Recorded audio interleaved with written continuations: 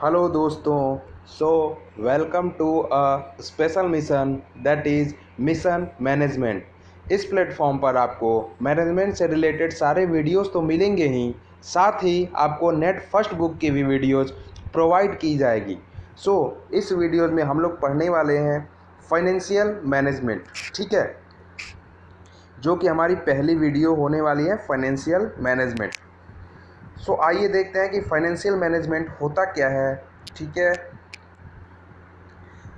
Financial management जानने से पहले हम ये जान लेते हैं कि financial management is also known as corporate finance और मैनेजेरियल फाइनेंस।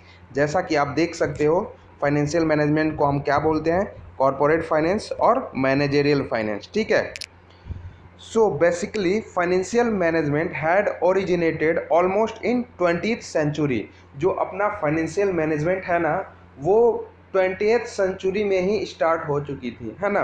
तो इसको हम कैटेगराइज कैसे करते हैं, if you talking about evaluation of financial management, then it is divided into 3 categories। अगर हम बात करें कि इसकी फाइनेंशियल मैनेजमेंट की इवोल्यूशन की, जैसे फाइनेंशियल मैनेजमेंट होता क्या, वो तो 20th सेंचुरी में स्टार्ट हो चुकी थी, ठीक है।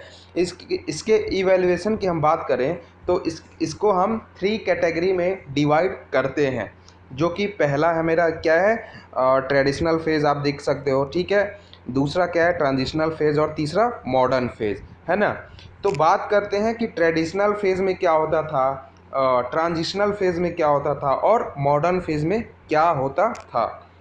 एक वन बाय वन डिस्कस करते हैं। आइए डिस्कस करते हैं कि ट्रेडिशनल फेज़ में हमारा क्या होता था। बेसिकली ट्रेडिशनल फेज़ 4 दशक तक पढ़ा गया था दोस्तों, ठीक है। Studied about 4 decades. तो इसका जो the focus of financial management was mainly on formation, issuance of capital, major expansion, merger and liquidation in life cycle, ठीक है। जो इसके फीचर्स में पहली बात तो ये है कि ट्रेडिशनल फेज़ की अगर अपन बात करते हैं तो क्या होता था कि इसका फोकस फाइनेंशियल मैनेजमेंट का क्या होता था, फॉर्मेशन पे, ठीक है। इसके फॉर्मेशन पे, इसके इशुएंस ऑफ कैपिटल पे, कैसे हम कैपिटल को इशू करा सकते हैं, कर सकते हैं, ठीक है। जहाँ जहाँ मेजर एक्सपेंशन होते थे, जैसे कोई बहुत बड़ी कंपनी एक्सपेंड होने वाली है तो वहाँ उसकी फोकस होती थी, ठीक है। मर्जर एंड एक्विजिशन पे, ठीक है। मर्जर आप समझते ही हो कि जब दो बड़ी कंपनियां आपस में मिलती हैं उसे क्या बोलते हैं, मर्जर और एक्विजिशन। जैसे बड़ी कंपनियां छोटी कंपनी को अगर एक्वायर कर लेती है उसे हम क्या बोलते हैं, एक्विजिशन, है ना। तो उसे हम बाद में पढ़ेंगे। तो कहने का मतलब ये है कि ट्रेडिशनल फेज़ में हमें बेसिकली किस पर फोकस किया जाता था, फाइनेंशियल मैनेजमेंट का फोकस किस पे होता था, फॉर्मेशन पे होता था, इशुएंस ऑफ कैपिटल पे होता था, और मेजर एक्सपेंशन पे होता था, और लिक्विडेशन पे होता था, ठीक है। तो ये हम ट्रेडिशनल फेज़ में पढ़ते थे, ठीक है। और the main thing is the outsider point of view was dominant. जो आउटसाइडर थे ना, वो उनकी ओपिनियन ज़्यादा मैटर नहीं करती थी इस ट्रेडिशनल फेज में, ठीक है। जो आउटसाइडर थे, जो बिजनेस के पॉइंट ऑफ व्यू से, जो बिजनेस से रिलेटेड जो नहीं थे, जो आउटसाइडर थे मेनली, है ना, तो उसकी ओपिनियन क्या थी, ज़्यादा मैटर इसमें नहीं करती थी, ठीक है। FM was viewed mainly from the point of view of investment bankers, lenders and other outside interest, ठीक है। तो हम एफएम को इस दौर में, इस ट्रेडिशनल फेज में किस लिए देखते थे, मेनली कि इन्वेस्टमेंट हम कैसे करें। अगर हमें इन्वेस्टमेंट करना है तो हमें इन्वेस्टर बैंकर्स के रूप में एफएम को देखा जाता था, लेंडर्स के रूप में देखा जाता था, और आउटसाइड इंटरेस्ट भी, आउटसाइड इंटरेस्ट के फॉर्म में भी देखा जाता था। सेकंड आता है ट्रेडिशनल फेज, ट्रांजिशनल फेज। पहला तो था मेरा ट्रेडिशनल फेज, अब सेकंड आता है मेरा ट्रांजिशनल फेज, ठीक है। तो ट्रेडिशनल फेज तो हमारे 4 डिकेड्स तक पढ़े गए थे, है ना। अब ट्रांजिशनल फेज कब तक पढ़ा गया था, 1940s टू 1950s में ये स्टार्ट हो गया था, और इसको 1940s और 1950s के बीच में पढ़ा गया था, ठीक है। ये जो फेज थी बिल्कुल सिमिलर थी ट्रेडिशनल फेज के। This phase was similar to traditional phase, ठीक है, but greater emphasis on day to day problem faced by the financial managers, ठीक है। जो इसका मोस्ट उसमें क्या था हमारा, हमने क्या पढ़ा था कि जो मेजर फोकस किस पे था, एक्सपेंशन पे था, क्योंकि अभी फाइनेंशियल मैनेजमेंट हमने नया स्टार्ट किया था, ठीक है। तो मेजर वहाँ फोकस किस पे था, ट्रेडिशनल में एक्सपेंशन का था, मर्जर का था, है ना। इसमें क्या था, greater emphasis on day to day problems, दिन प्रतिदिन जो फाइनेंशियल मैनेजमेंट में प्रॉब्लम आने वाली है उस पर हम ज़्यादा ध्यान देते थे, ठीक है। और फाइनेंशियल मैनेजर का एरिया कौन कौन सा था, जो मेजर उनके प्रॉब्लम एरियाज थे वो क्या क्या थे, कि कैसे वो फंड का एनालिसिस करते हैं, प्लानिंग कैसे करते हैं और कंट्रोल कैसे करते हैं, ठीक है। तो बेसिकली इसको आप क्या बोल सकते हो कि ये वर्किंग कैपिटल मैनेजमेंट का ये एक फोकस था, ठीक है। तो एफएम इसके अंदर क्या करता था, मेनली हम इसमें क्या ध्यान देते थे ट्रांजिशनल फेज में, कि वर्किंग कैपिटल को कैसे एक फाइनेंस मैनेजर मैनेज करता है ट्रांजिशनल फेज में, है ना। तो अब बात करते हैं कि मॉडर्न फेज। हाँ, तो मॉडर्न फेज कब स्टार्ट हो गया था मेरा, बिगैन इन द मिड 1950, ठीक है। आप यहाँ देख सकते हो बिगैन इन द मिड 1950। तो 1950 के बीच में हमारा ये मॉडर्न फेज स्टार्ट हो चुका था, ठीक है। So, this phase was began with the purpose of ideas from economic theory and application of quantitative methods of analysis। तो ये जो मेरा आइडिया है, जैसे हम इकोनॉमिक्स भी पढ़ते थे तो उसमें क्या होता था, इकोनॉमिक्स थ्योरी जो पढ़ते थे तो ये कोशिश किया जाता था कि इकोनॉमिक्स थ्योरी को हम यहाँ अप्लाई करें फाइनेंशियल मैनेजमेंट के अंदर, ठीक है।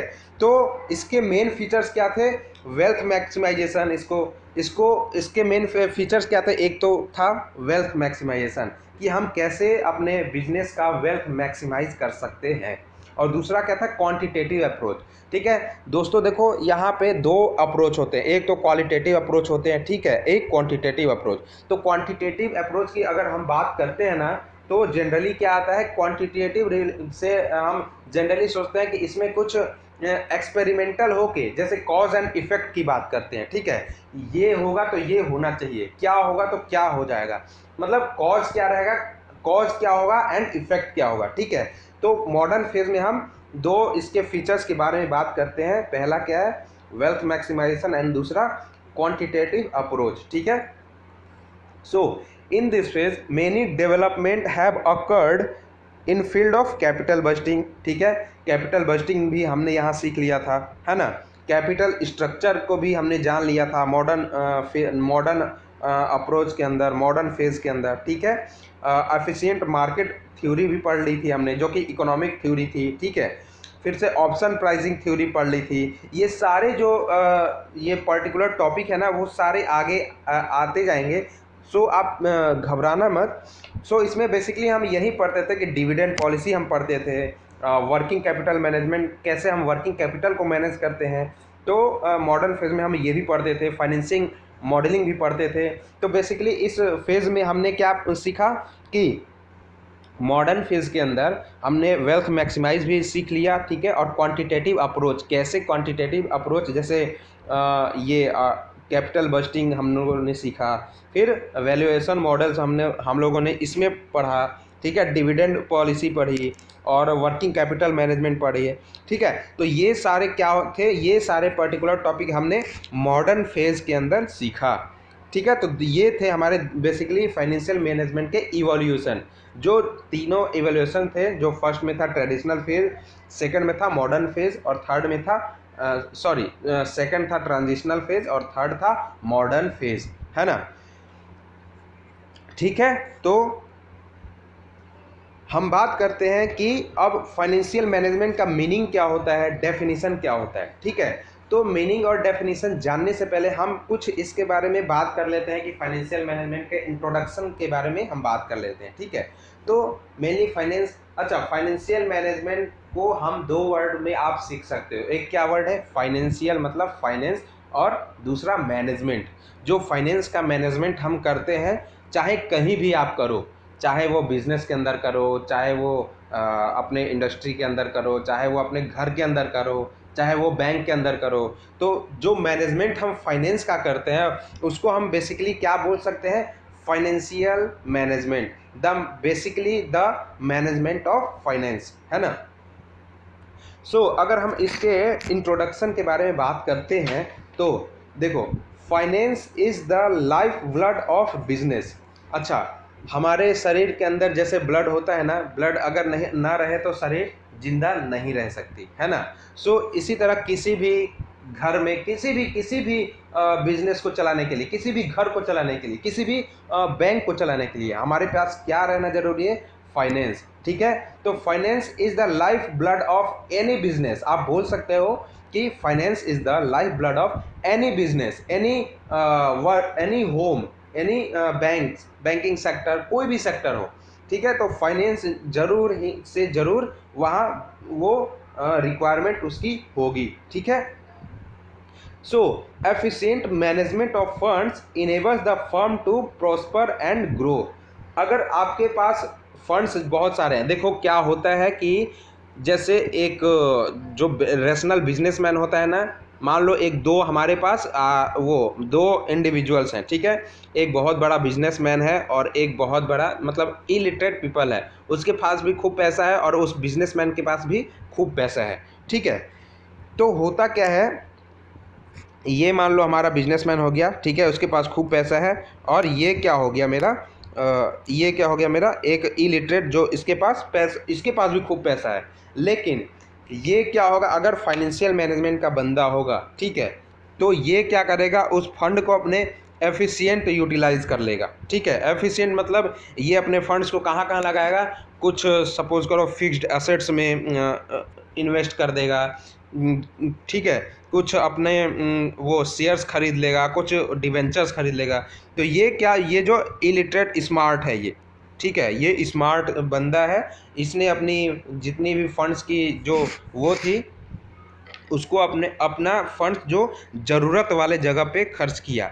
लेकिन ये तो इलिटरेट है, ठीक है, तो इलिटरेट वाला बंदा क्या करेगा, ये तो अब इसके बहुत सारे दोस्त होंगे, है ना, तो अपने दोस्तों पे ये खर्च कर देगा पैसे। सपोज़ करो दोस्त पे ना खर्च करने वाला हो तो ये कहाँ खर्च करेगा पैसे, सपोज़ करो दारू, शराब, गुटखा, कुछ भी हो, मस्ती में ज़्यादा ये खर्च कर देगा पैसे, है ना। तो कहने का मतलब है कि efficient management of funds enables the firm to prosper and grow. तो अगर एफिशिएंट मैनेजमेंट अगर हो ना फंड्स का, तो वो क्या हेल्प करता है कि आपके बिजनेस को हेल्प करता है ग्रो करने में। ठीक है, it is correct to say that without adequate finance no business can survive and without efficient financial management no business can prosper and grow. ठीक है, तो हम ये बोल सकते हैं कि बिना एजुकेट फंड के, ठीक है, ना फाइनेंस जो एक फर्म है ना ग्रो कर सकता है, ना ही प्रॉस्पर वो डेवलप कर सकता है। ठीक है, तो हमारे पास एफिशिएंट मैनेजमेंट होना ज़रूरी है, किसका, फंड का, ताकि हम दोनों पॉइंट ऑफ व्यू से अपने फर्म को मैनेज कर सके। ठीक है, तो अब हम नेक्स्ट पढ़ते हैं meaning and definition of financial management. ठीक है, meaning and definition of financial management. तो आप बेसिकली इंट्रोडक्शन तो आप पढ़ ही लिए, मैंने इंट्रोडक्शन में ही काफ़ी कुछ क्लियर कर दिया, तो आप मीनिंग पढ़ने की कोई ज़रूरत भी नहीं है, लेकिन अब मैंने पढ़ देना है। क्या होता है, financial management refer to the management of finance. ठीक है, मैंने जो बताया वही है, financial management refers to the management of finance. It is the effective and efficient utilisation of financial resources. ठीक है, जो भी आपके पास फाइनेंशियल रिसोर्सेज है उसका जो एफिशिएंट और इफेक्टिव मैनेजमेंट है वो क्या करता है, फाइनेंशियल मैनेजमेंट का डेफिनेशन में आता है। ठीक है, it means creating a balance among financial planning, procurement of funds etcetera. ठीक है, अगर आप देखो क्या होता है कि ये फाइनेंशियल मैनेजमेंट है वो बैलेंस करता है, मेनली क्या बैलेंस करता है, आपकी जो प्लानिंग क्या है और आपका प्रोक्योरमेंट ऑफ फंड क्या है, आप कैसे फंड को अरेंज किए हो। ठीक है, कैसे फंड को कहाँ कहाँ सोचे हो कि ये फंड कहाँ लगाना है। देखो पैसा बहुतों के पास होता है, लेकिन बिना जरूरी वो बिना ज़रूरत प्लानिंग के ना पैसे क्या क्या हो जाते हैं, वेस्ट हो जाते हैं, खर्च होते ही रहते हैं, ठीक है। अगर मैंने सपोज़ करो कि पैसा है मेरे पास और हमने पहले से प्लान किया है कि पैसा आएंगे तो इसमें इन्वेस्ट कर देंगे, इसमें इन्वेस्ट कर देंगे, कुछ फिक्स एसेट्स ले लेंगे, कुछ हमने कुछ अलग अलग कंपनियों के शेयर्स खरीद लेंगे। तो हमारा क्या वो हो रहा है कि प्लानिंग है, मतलब कहने का मतलब है कि पहले से हमने प्लानिंग कर रखी है कि पैसे आएंगे हमारे पास तो इसमें हमें इन्वेस्ट करना ही है, ठीक है। सो मैंने आपको एग्जांपल दिया वो दो इंसान वाली कि एक जो जिसके पास पैसे आता है तो वो इन्वेस्ट करता है, और एक दूसरा आता है जिसके पास पैसे आता है तो वो दारू शराब में उड़ा देता है ना। तो वो क्या होता है कि वो अपने पैसे को मैनेज नहीं कर पाएगा। वो जो दूसरा आदमी है ना, वो सोचता ही रह जाएगा कि आज मैं पैसे ये कर लूँगा, आज मैं पैसे को इन्वेस्ट कर ही दूंगा। लेकिन फिर क्या आएगी कि अरे यार मेरे पास तो अभी इतने पैसे हैं, वे कल फिर बाद में भी मैं कभी कर सकता हूँ, ठीक है। तो ऐसा नहीं होता है ना। तो कहने का मतलब यही है कि it means a creating among financial planning, procurement of funds etcetera, ठीक है। अब बात करते हैं objectives of financial management. So basically objective of financial management की अगर हम बात करें तो इसके अच्छा ऑब्जेक्टिव ऑफ फाइनेंशियल मैनेजमेंट पे होता क्या है। देखो, financial management is concern with procurement and use of funds, जो मैंने पहले पढ़ा, इसके जस्ट ऊपर पढ़ा, ठीक है। Its main aim is to use business funds in such a way that the earning are maximised, ठीक है। तो फाइनेंशियल मैनेजमेंट का मेन एम क्या होता है कि बिजनेस फंड्स को हम ऐसा यूज़ करें ताकि हमारा जो अर्निंग हो, जो हम कमाएं, वो मेरा ज़्यादा से ज़्यादा मैं कमा सकूं, ठीक है।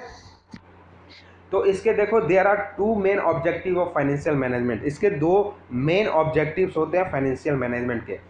पहला क्या होता है, प्रॉफिट मैक्सिमाइजेशन, ठीक है। पहला प्रॉफिट मैक्सिमाइजेशन हो गया, और दूसरा मेरा वेल्थ मैक्सिमाइजेशन। प्रॉफिट मैक्सिमाइजेशन और वेल्थ मैक्सिमाइजेशन, सॉरी। देखो, तो प्रॉफिट मैक्सिमाइजेशन में क्या होता है, प्रॉफिट मैक्सिमाइजेशन जनरली एक थ्योरी जो है, कन्वेंशनल थ्योरी इसको बोलते हैं, है ना। कन्वेंशनल थ्योरी बोलते हैं। कन्वेंशनल मतलब ट्रेडिशनल, जो हम मतलब पहले से सोचते आ रहे हैं कि प्रॉफिट मैक्सिमाइजेशन में ऐसा ही होता है, ठीक है। तो इसमें क्या होता है, प्रॉफिट मैक्सिमाइजेशन में क्या होता है कि एक मिनट, प्रॉफिट मैक्सिमाइजेशन हम पढ़ रहे हैं, ठीक है। तो प्रॉफिट मैक्सिमाइजेशन में क्या होता है कि the principal objective of business firm is to maximise profit. यहाँ हम जब ट्रेडिशनल इसकी डेफिनेशन पढ़ते हैं तो इसका एक ही बस गोल होता है। क्या गोल होता है कि मैक्सिमाइज करना प्रॉफिट का। प्रॉफिट हम इसमें केवल देखते हैं कि केवल मैं ज़्यादा से ज़्यादा मेरी प्रॉफिट आ सके, ज़्यादा से ज़्यादा मैं कमा सकूँ, ठीक है। तो profit maximisation refers to the maximisation of rupee income of the firm, ठीक है। हम बोल सकते हैं कि profit maximisation refers to the maximisation of rupee income of the firm. Under profit maximisation objective, business firm attempt to adopt those investment project which yields larger profit and drop all other unprofitable activities.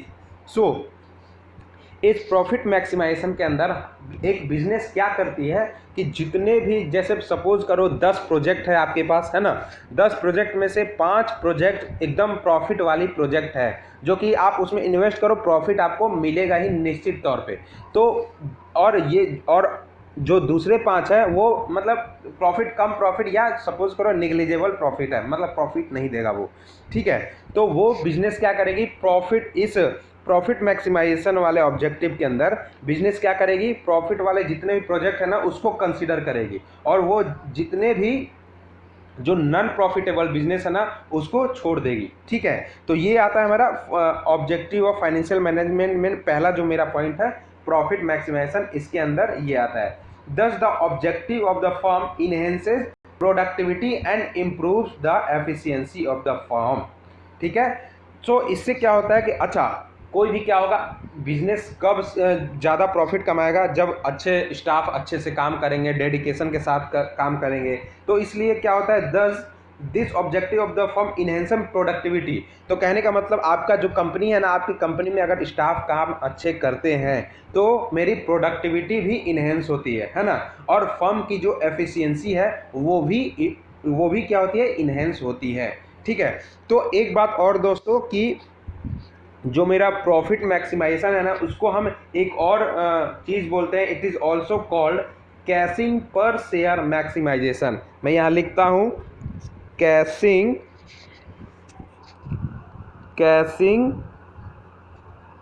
ये जी है, caching पर share maximisation, caching पर share maximisation. So profit maximisation को हम क्या बोलते हैं, caching पर शेयर मैक्सिमाइजेशन। ठीक है। अब ऑब्जेक्टिव ऑफ फाइनेंशियल मैनेजमेंट का जो मेरा दूसरा टॉपिक है वो क्या है, वेल्थ मैक्सिमाइजेशन। सो आपने ये सीखा कि प्रॉफिट मैक्सिमाइजेशन में हम क्या, कोई भी बिजनेस क्या ध्यान देती है कि ज़्यादा से ज़्यादा प्रॉफिट इनकर करना। ठीक है, मेरे पास जितना ज़्यादा प्रॉफिट हो। लेकिन वेल्थ मैनेजमेंट इसका ठीक उल्टा है। ठीक है, वेल्थ मैक्सिमाइजेशन में हम क्या करते हैं कि वेल्थ मैक्सिमाइजेशन बोलता है कि नहीं नहीं, मुझे प्रॉफिट से कोई मतलब नहीं है। हालांकि प्रॉफिट से मतलब है, लेकिन प्रॉफिट के साथ साथ मेरा वेल्थ भी मेरा इन्हेंस होना चाहिए। ठीक है, वेल्थ का मतलब जनरल सा मीनिंग है कि वेल्थ मतलब वैल्यू ऑफ अगर फर्म, अगर दो फर्म है, ठीक है, अगर हम क्या करते हैं, ये अगर एक ए फर्म है, ठीक है, और ये क्या है, एक बी फर्म है। ठीक है, अगर ये प्रॉफिट मैक्सिमाइजेशन है और ये वेल्थ मैक्सिमाइजेशन है, तो ये तो बस प्रॉफिट की सोचेगी। ठीक है, ये तो बस प्रॉफिट की सोचेगी। ठीक है, जो दूसरा वाला है ना, वो वैल्यू की सोचेगा कि मेरी मार्केट कैपिटल वैल्यू कितनी है, उसकी मार्केट के अंदर वैल्यू कितनी है। ठीक है, और मार्केट के अंदर वैल्यू हम डिफरेंट फैक्टर से कंसीडर करते हैं, वो हम आगे के चैप्टर्स में पढ़ेंगे। ठीक है, तो वेल्थ मैक्सिमाइजेशन में हम यही करते हैं। द वेल्थ मैक्सिमाइजेशन में वेल्थ मैक्सिमाइजेशन को हम एक और नाम से जानते हैं, जो कि क्या बोलते हैं, वैल्यू मैक्सिमाइजेशन, क्योंकि हम यहाँ वैल्यू को मैक्सिमाइज करते हैं। ठीक है, तो so the wealth maximisation also known as value maximisation और नेट प्रेजेंट वर्थ मैक्सिमाइजेशन, क्योंकि इसका नेट प्रेजेंट जो वैल्यू होता है ना मार्केट के अंदर, वो भी इन्हेंस होते रहता है। सो क्या बोलते हैं, मैं यहाँ दोबारा लिख देता हूँ। अभी मेरे पास पेन नहीं है, माफ़ करना, लेकिन जल्दी पेन मेरे पास आ जाएगा। ठीक है, आप लोग सुन लो। The wealth maximisation also known as value maximisation,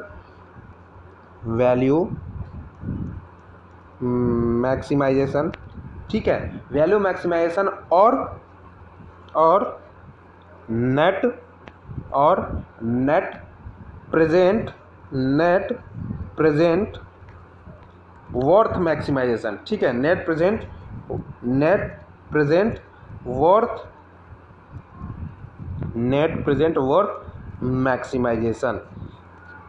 तो हम लोग वेल्थ मैक्सिमाइजेशन को क्या बोल सकते हैं, वैल्यू मैक्सिमाइजेशन और नेट प्रेजेंट वर्थ मैक्सिमाइजेशन। ठीक है, so this is also universally accepted criteria for financial decision making. ठीक है, अगर हम प्रॉफिट की बात करते हैं, दो यहाँ पर हमारे सामने केस आ गई। ठीक है, ऑब्जेक्टिव्स आ गई। एक तो हम प्रॉफिट मैक्सिमाइजेशन की बात करते हैं, दूसरी तरफ क्या बात करते हैं, वेल्थ मैक्सिमाइजेशन की। तो प्रॉफिट मैक्सिमाइजेशन आप देख सकते हो, हमेशा हम प्रॉफिट की बात करते थे, लेकिन वेल्थ मैक्सिमाइजेशन में हम क्या बात करेंगे, वेल्थ की, फर्म की वैल्यू की, फर्म की नेटवर्थ की। ठीक है, इसलिए ये यूनिवर्सल एक्सेप्टेड, मतलब चारों जगह, मतलब चारों तरफ ये यूनिवर्सल एक्सेप्टेड है। ठीक है, कोई भी फाइनेंशियल डिसीजन मेकिंग के अंदर हम अगर कोई भी फाइनेंशियल डिसीजन मेकिंग अगर डिसीजन लेते हैं, तो हम क्या देखते हैं, वेल्थ मैक्सिमाइजेशन देखते हैं इंस्टीड ऑफ प्रॉफिट मैक्सिमाइजेशन, है ना। So the value of an asset should be viewed in terms of benefits it can produce over the cost of capital investment। ठीक है, तो आप समझ सकते हो, this is also known as net present worth, मैंने बता ही दिया। ठीक है, it takes into consideration the time value of money. ये क्या लेता है, प्रॉफिट मैक्सिमाइजेशन क्या करता था, हमें बस लॉन्ग टर्म में चाहे शॉर्ट टर्म में प्रॉफिट आए, प्रॉफिट से ही मतलब था। लेकिन ये वेल्थ मैक्सिमाइजेशन क्या कंसीडर करता है, टाइम वैल्यू ऑफ मनी का को भी कंसीडर करता है कि अलग अलग टाइम पे वैल्यू मनी की क्या क्या वैल्यू होती है, उसको भी वेल्थ मैक्सिमाइजेशन कंसीडर करता है। ठीक है, तो जो कैपिटल बजटिंग मैंने बताया टॉपिक, जो टाइम वैल्यू ऑफ मनी बताया, जो कैपिटल स्ट्रक्चर ऑफ कंपनी ये बताया, वो सारे हम आगे के चैप्टर्स में पढ़ने वाले हैं। ठीक है, ये तो जस्ट एक इंट्रोडक्टरी पार्ट है जो कि फाइनेंशियल मैनेजमेंट का इंट्रोडक्टरी पार्ट है। ठीक है, तो अब हम आगे बात करते हैं स्कोप ऑफ फाइनेंशियल मैनेजमेंट। अब स्कोप की बात कर लेते हैं। स्कोप क्या होता है फाइनेंशियल, किसी भी फाइनेंशियल मैनेजमेंट अगर हम पढ़ते हैं तो उसका स्कोप क्या होता है। ठीक है, तो स्कोप में क्या होता है, पहला नंबर क्या होता है, ट्रेडिशनल अप्रोच। अच्छा, ट्रेडिशनल अप्रोच मैंने दो बताया, ट्रेडिशनल अप्रोच और मॉडर्न अप्रोच। बेसिकली आप कंपेयर कर सकते हो इससे प्रॉफिट मैक्सिमाइजेशन से और वेल्थ मैक्सिमाइजेशन से। ठीक है, तो ट्रेडिशनल अप्रोच में हम क्या करते थे, जनरली इसी की बात करते हैं प्रॉफिट मैक्सिमाइजेशन का, है ना। तो उसमें हम क्या करते थे, प्रोक्योरमेंट ऑफ फंड्स की से रिलेटेड बात करते थे, है ना, कि प्रॉफिट मैक्सिमाइजेशन मेरा कैसे हो, है ना। प्रॉफिट मैक्सिमाइज हमें चाहिए, प्रॉफिट ज़्यादा से ज़्यादा चाहिए। ठीक है, उसमें हमने ये भी बात किया कि सपोज करो 10 हमारे पास प्रोजेक्ट हैं, तो 5 प्रॉफिट अगर दे रहा है तो 5 को ही कंसिडर करेंगे, अदर 5 को एक्सक्लूड कर देंगे। ठीक है, सो the scope of finance was treated in the narrow sense of procurement of arrangement of fund। तो देखो स्टूडेंट्स, क्या होता है कि ट्रेडिशनल अप्रोच को है ना हम नैरो सेंस को में जनरली कंसीडर करते हैं, कि ये क्या करते हैं कि ये जो स्कोप है फाइनेंशियल मैनेजमेंट का हम नैरो सेंस में देखते हैं। ठीक है, इसमें क्या होता है, here the finance manager was treated as just provider of fund. यहाँ हम क्या देखते हैं कि फाइनेंस मैनेजर एक मैनेजर है जो बस फाइनेंस, उसका काम क्या है कि बस वो हमें कुछ चाहिए, हमें कुछ किसी चीज़ की ज़रूरत है। सपोज करो कंपनी में कोई मेरा माल फंसा है, तो जल्दी से आप फाइनेंस मैनेजर हो, जल्दी से मुझे वो पैसे दे दो ताकि वो मैं पैसे दे के माल छुड़ा के ले आऊँ, है ना। तो ऐसा नहीं है। ठीक है, तो यहाँ क्या होता था, the finance manager was treated as just provider of funds when organisation was in need of them. ठीक है, तो यहाँ ये फील किया जाता था, it was felt that finance manager had no role to play in decision making for its utilisation. मतलब यहाँ कुछ है ही नहीं कि फाइनेंस मैनेजर का भी कोई रोल होता है इसके अंदर। कोई भी हम अगर बात करते हैं ट्रेडिशनल अप्रोच में, तो यहाँ लगता ऐसा था, ऐसा कोई फाइनेंस मैनेजर जो था ऐसा फील करता था कि यहाँ मेरा कोई रोल नहीं है, मेरा रोल क्या है कि बस मेरा फाइनेंस इकट्ठा करना और मतलब उसको बांट देना, जो जहाँ जहाँ बिजनेस का रिक्वायरमेंट है उसको बांट देना, है ना। तो ऐसा एकदम नहीं होता है। अगर हम बात करते हैं ना मॉडर्न अप्रोच में, तो मॉडर्न अप्रोच में ट्रेडिशनल में हम क्या करते थे कि फंड ऐसे ही दे देते थे, फाइनेंस मैनेजर का वहाँ कोई रोल ही नहीं होता था। ठीक है, सो अगर मॉडर्न अप्रोच की हम बात करते हैं, मॉडर्न अप्रोच में क्या करते थे, इफेक्टिव यूटिलाइजेशन ऑफ फंड करते थे, है ना। इफेक्टिव यूटिलाइजेशन को मतलब जैसे प्रॉफिट मैक्सिमाइजेशन में हम क्या करते थे ट्रेडिशनल अप्रोच के अंदर कि फंड्स को ऐसे ही दे दिया। ठीक है, ऐसे ही दे दिया कि हाँ भाई जाओ सामान छुड़ा के लाओ अगर फंसा है तो। ठीक है, लेकिन मॉडर्न अप्रोच में हम क्या करेंगे कि नहीं, सामान क्यों फंसा है, कैसे फंसा है, पैसे के अलावा और कोई अल्टरनेटिव्स है जिसे हम सामान छुड़ा सकते हैं। कहने का मतलब है कि हम क्या करेंगे, इफेक्टिव यूटिलाइजेशन ऑफ फंड्स की यूज़ करेंगे कि अगर ज़रूरत है फंड्स की कि हाँ वहाँ देना ही देना है, फंड देना ही है हमारा सामान छुड़ाने के लिए, तब हम क्या करेंगे, मॉडर्न अप्रोच को यूज़ करेंगे, है ना, मॉडर्न अप्रोच को यूज़ करेंगे। ठीक है, so the modern approach views the term financial management in broad sense. ये हमारा क्या करता था, एक मिनट, ये ट्रेडिशनल अप्रोच क्या करता था, मेरा नैरो सेंस था, मैं यहाँ लिख देता हूँ, नैरो सेंस था। ठीक है, लेकिन मॉडर्न अप्रोच क्या है मेरा, ब्रॉड सेंस। नैरो सेंस क्या है मेरा, ब्रॉड सेंस। ठीक है, so the modern approach views the financial management in a broad sense and provides a conceptual and analytical framework for financial decision making. यहाँ finance manager को भी मज़ा आता था कि हाँ ठीक है, फाइनेंस मैनेजर, मैं अगर फाइनेंस मैनेजर हूँ किसी कंपनी का तो मुझे अच्छे से इज्जत मिलती थी, और इज्जत किसको नहीं पसंद, है ना। तो according to it the finance function covers both function cover करता था। ठीक है, फाइनेंस क्या acquisition of funds as well as their allocation. यहाँ हमारे पास क्या होता था, फंड्स की एक्विजिशन भी होती थी, फंड्स भी हमारे पास होते थे, और हम उसको अच्छी तरह से कितने रेशियो में फंड कहाँ कहाँ चाहिए, हम अच्छी तरह से उसे एलोकेट भी करते थे, है ना। ठीक है। So it is viewed as an integral part of overall management. So हम एक क्या मानते थे इसको, जो मॉडर्न अप्रोच है इसको हम क्या मानते थे, अभिन्न हिस्सा मानते थे। ठीक है, अभिन्न हिस्सा, मैनेजमेंट का एक अभिन्न हिस्सा मानते थे, है ना। तो finance management according to the new approach is concern with the solution of 3 major problem. ठीक है, 3 मेजर प्रॉब्लम वो क्या कैसे थी, सो क्या क्या वो प्रॉब्लम थी, mainly investing, financing and dividend decision. ठीक है, अब मॉडर्न अप्रोच के अंदर हम ये बात करने वाले हैं आगे कि इसके अंदर क्या क्या प्रॉब्लम आती होंगी कि हमें मॉडर्न अप्रोच पढ़ना पड़ता है। सो मेरा फर्स्ट प्रॉब्लम था कि इन्वेस्टमेंट डिसीजन लेना, ठीक है, फाइनेंसिंग डिसीजन लेना और डिविडेंड डिसीजन लेना। सो हम बेसिकली इसको कहाँ कवर करने वाले हैं, फंक्शन ऑफ फाइनेंशियल मैनेजमेंट के अंदर इस टॉपिक को हम कवर करेंगे ही। साथ में इसका जो ये जो टॉपिक है, हम पर्टिकुलर टॉपिक जो है हम कहाँ कवर करने वाले हैं, इसके कंसर्न जो टॉपिक ही है, जैसे एक टॉपिक है मेरा अगले नेक्स्ट इसी फाइनेंशियल मैनेजमेंट में ही कि इन्वेस्टमेंट डिसीजन, ठीक है, जिसको हम कैपिटल बजटिंग से के नाम से भी जानते हैं। तो वहाँ हम पढ़ेंगे कि डिफरेंट इवैल्यूएशन टेक्निक्स कैसे कैसे हम क्या यूज़ करते हैं ताकि हम किसी भी प्रोजेक्ट को सेलेक्ट करते हैं, कहाँ इन्वेस्ट करना चाहिए, कहाँ नहीं करना चाहिए, क्या क्या क्राइटेरिया होना चाहिए। तो वो हम क्या करते हैं, इन्वेस्टमेंट डिसीजन में पढ़ते हैं। ठीक है। सो फाइनेंसिंग डिसीजन हम क्या लेना चाहिए, कॉस्ट ऑफ कैपिटल मेरा क्या होना चाहिए, कॉस्ट ऑफ किसी भी प्रोजेक्ट को लेने में, कोई भी प्रोजेक्ट मैं ख़रीदना चाहता हूँ, मेरी कंपनी ख़रीदना चाहती है, तो उसकी कॉस्ट क्या होनी चाहिए, या तो मैं पूरा अपना पैसा लगा दूँ, या तो मतलब इक्विटी लगा दूँ, कि प्रेफरेंस शेयर लगा दूँ, या लोन से हमें वो लेना चाहिए। ठीक उसी प्रकार जो है मेरा डिविडेंड डिसीजन हम लोग लेते थे। ठीक है, क्या हमें प्रॉफिट अगर होता है तो डिविडेंड देना चाहिए कि नहीं देना चाहिए। तो ये सारे बहुत सारे ऐसे टॉपिक्स हैं जो हम लोग डिटेल में पढ़ने वाले हैं आगे आने वाले चैप्टर्स में, है ना। सो अब हम फंक्शन की बात करते हैं, फंक्शन ऑफ फाइनेंशियल मैनेजमेंट। क्या क्या फाइनेंशियल मैनेजमेंट के फंक्शन होते हैं। तो पहला फंक्शन है इन्वेस्टमेंट डिसीजन। तो जैसे मैंने फंक्शन में इन्वेस्टमेंट डिसीजन में बात करी, the investment decision relates to the selection of assets in which funds will be invested by a firm. ठीक है, सॉरी।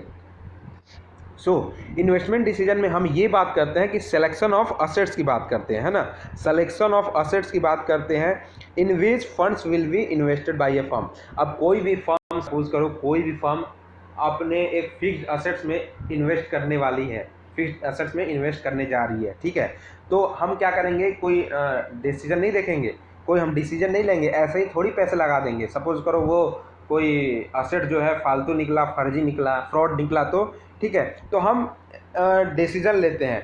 2 तरह के हम डिसीजन लेते हैं। अगर हम इन्वेस्टमेंट डिसीजन करने वाले हैं ना, तो हम 2 तरह के एसेट्स में डिसीजन लेते हैं। पहले तो कौन सा एसेट होता है, लॉन्ग टर्म एसेट्स होते हैं और शॉर्ट टर्म एसेट्स होते हैं। दो जो एसेट्स होते हैं हमारे पास, दोनों के अलग अलग एस्पेक्ट्स होते हैं, दोनों के अलग अलग क्राइटेरिया होते हैं जिससे हम इन्वेस्टमेंट डिसीजन लेते हैं, है ना। अब मेरे इन्वेस्टमेंट डिसीजन क्या हो गया, जैसे लॉन्ग टर्म की अगर बात करते हैं तो लॉन्ग टर्म में हमारा क्या आ जाता है, कैपिटल बजटिंग डिसीजन, है ना। कैपिटल डिसीजन में जब बेसिकली हम लोग पढ़ते हैं लाइक पेबैक पीरियड हम लोग पढ़ते हैं कि कब प्रोजेक्ट का ये, कब मुझे प्रोजेक्ट पे करने लगेगी प्रॉफिट, कितने दिनों में पे करेगी प्रॉफिट, है ना। फिर से हम लोग पढ़ते हैं पेबैक पीरियड